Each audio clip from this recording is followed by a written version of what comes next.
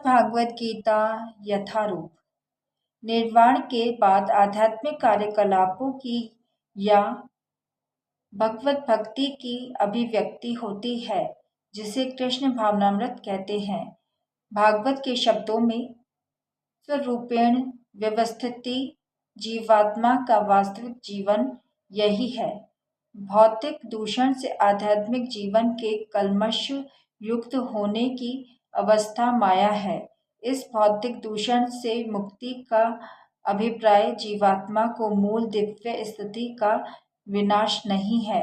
पतंजलि भी इसकी पुष्टि इन शब्दों से करते हैं, केवलयम स्वरूप प्रतिष्ठा व चितिशक्ति रीति। यह चितिशक्ति या दिव्य आनंद ही वास्तविक जीवन है। इसका अनुमोदन वेदांत सूत्र में इस प्रकार हुआ है, आनंदमयो अभ्यासात्। यह चितिशक्ति ही योग का परम लक्ष्य है और भक्ति योग द्वारा इसे सरलता से प्राप्त किया जाता है। भक्ति योग का विस्तृत विवरण 7वें अध्याय में किया जाएगा। इस अध्याय में वर्णित योग पद्धति के अनुसार समाधियां 2 प्रकार की होती हैं, संप्रज्ञात तथा असंप्रज्ञात समाधियां। जब मनुष्य विभिन्न दार्शनिक शोधों के द्वारा दिव्य स्थिति को प्राप्त होता है, तो यह कहा जाता है कि उसे संप्रज्ञात समाधि प्राप्त हुई है।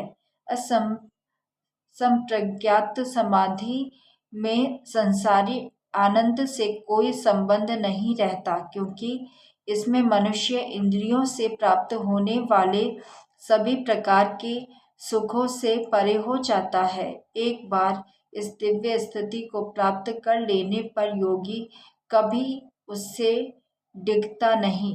जब तक योगी इस स्थिति को प्राप्त नहीं कर लेता, तब तक वह असफल रहता है। आजकल के तथाकथित योगाभ्यास में विभिन्न इंद्रिय सुख सम्मिलित है, जो योग के सर्वथा विपरीत है।